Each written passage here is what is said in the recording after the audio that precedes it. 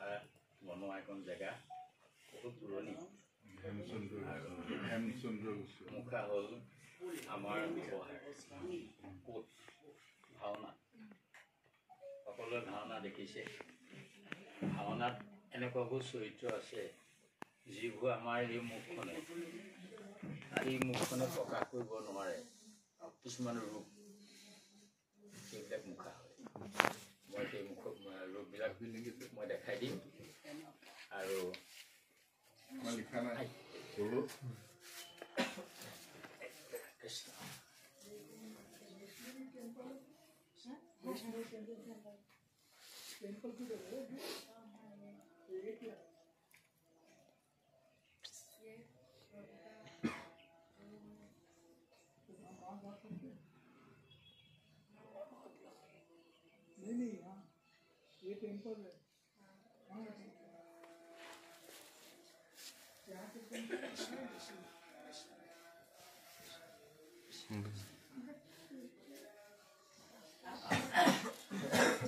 আমাৰ সাধাৰণ মুখখনে উপস্থাপন কৰিব নোৱাৰো সেই ৰূপবিলাক, যেনে দুষ্ট, দৈত্য, অসুৰ, জীৱ জন্তু, সেইবিলাক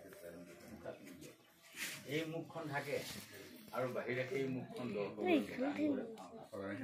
সেইটোৱে মুখা। মুখত পিন্ধিলে সেইকাৰণে নামটো পালে মুখা। গতিকে এনেই নিপিন্ধে, কোনো প্ৰয়োজন নাই। সেই ভাওনাতহে পিন্ধে আৰু সেই ভাওনাত পিন্ধিবৰ কাৰণেই সেই প্ৰয়োজনটো আমাক দি থৈ গ'ল অসমৰ গুৰু মহাপুৰুষ শ্ৰীমন্ত শংকৰদেৱ গুৰুজনা। সকলোৱে জানে অসমৰ কৃষ্ণ এখন বৈষ্ণৱ সমাজ গঢ় দিলে। আৰু তাতে মুখা, সেইটো সময় কেতিয়া অকণমান মনত ৰাখিবা। আজিৰ পৰা 500 বছৰ আগত 1500 শতিকা অসমৰ গুৰু মহাপুৰুষ শ্ৰীমন্ত শংকৰদেৱে প্ৰথম এখন নাটক আৰম্ভ কৰিলে। কৰি নিজে নাটকখন অভিনয় কৰিও দেখুৱালে আৰু তাৰ আগত এখন ছবি আঁকিলে।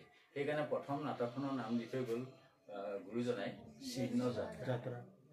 চিহ্ন শব্দটো হ'ল ছবি আৰু যাত্ৰা শব্দটো হ'ল অভিনয়। তো ছবি কাৰ আঁকিলে?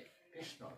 7 বৈকুণ্ঠত কৃষ্ণৰ থকা লীলাসমূহ সুন্দৰকৈ ছবি এখন ডাঙৰ পেইণ্টিং বনালে আৰু পেইণ্টিংখনৰ লগত সংগতি ৰাখি এখন নাটক কৰিলে আৰু সেই নাটকখনৰ নাম দিলে যাত্ৰা।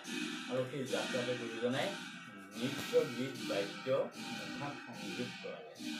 দুটা মুখা গুৰুজনাই বনাবলগীয়া হ'ল নাটখনত। কিয়নো আমাৰ আপোন মুখখনে সেইটো প্ৰকাশ কৰিব নোৱাৰা দুটা চৰিত্ৰ আছে। সেই দুটা চৰিত্ৰ হ'ল ব্ৰহ্মা আৰু গৰুড়পক্ষী। ব্ৰহ্মা 4খন মুখ, গৰুড়পক্ষী চৰাই। গতিকে এই মুখখন সম্ভৱ নহয়, ৰঙেৰেও সম্ভৱ নহয়। গতিকে সেই দুখন মুখ ঢাকি গুৰুজনা নিজ হাতে দুটা চৰিত্ৰ মুখা বনালে। সেইটোৱে হ'ল আজি মুখা চাবলৈ অহা ইতিহাস আৰু আমাৰ অসমত চলি থকা ভাওনাৰ আদি কথা। তাৰ পাছত সত্ৰসমূহে এই গুৰুজনাই দি থৈ যোৱা এই মুখা কলাত এই সত্ৰখনে আৰম্ভ কৰিলে 1665 খ্ৰীষ্টাব্দত। আৰম্ভ কৰিলে মুখা আৰু মুখা পৰম্পৰা সৃষ্টি কৰিলে। দেউতাকৰ বিদ্যা তেখেতক শিকালে, গতিকে এনেকৈ এটা সুন্দৰ পৰম্পৰা আছে। এতিয়া সকলো মুখা শিকিছে। ইয়াতে মানুহৰ ঘৰত মুখা, ভাওনাতো আছে, বিমান বন্দৰত মুখা, উপহাৰত মুখা, দেৱা। গতিকে এই মুখা এতিয়া সকলোৱে শিকি লৈ বিচাৰিছে। এয়া মুখা বনোৱা নিয়মটো বাঁহৰ কাঠি মুখত পিন্ধিব পৰা এটা সজা। আৰু এই সজাটোৰ ওপৰত কটন কাপোৰ কুমাৰ মাটি দি ঢাকি দিলে।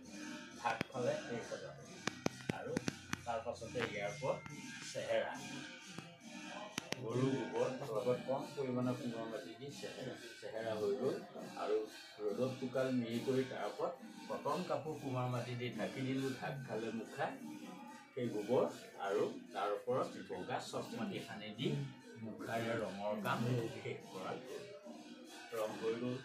এইখন খালী জেগা, মুখত পিন্ধিব এজনে, যিজনে গৰুটো ভাল হৈছে এইটো মুখ সোমাই যাব আৰু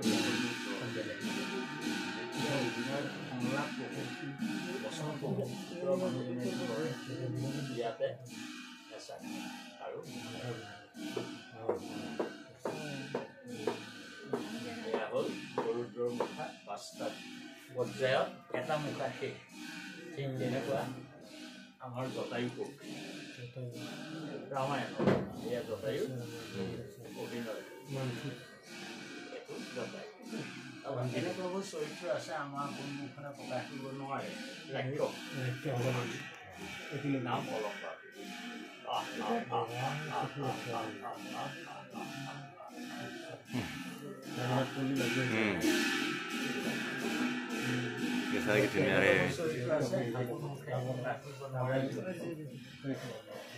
এয়া মুখত পিন্ধি লৈ অভিনয়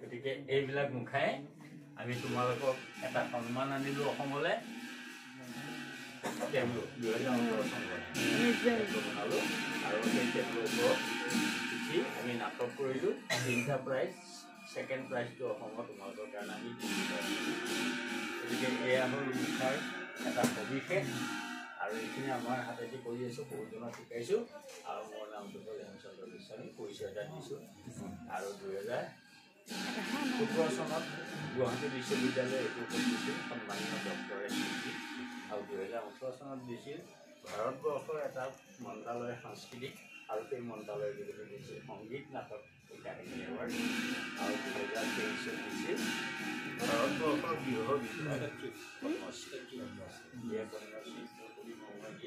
ইয়াতে সকলো পদ্মশ্ৰী এৱাৰ্ড আছে আৰু আমাৰো প্ৰায় এটা লিখিছে প্ৰত্যেকৰে নিজৰ নিজৰ ছাবজেক্ট বেলেগ